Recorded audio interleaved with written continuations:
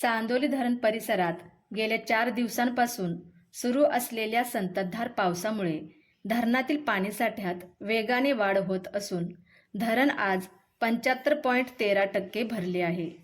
गेल्या 24 तासात 78 मिलीमीटर तर आज अखेर 1169 मिलीमीटर पावसाची नोंद येथील पर्जन्यमापकावर झाली आहे. या धरणाची पाणी साठवण क्षमता 34.40 TMC इतकी आहे.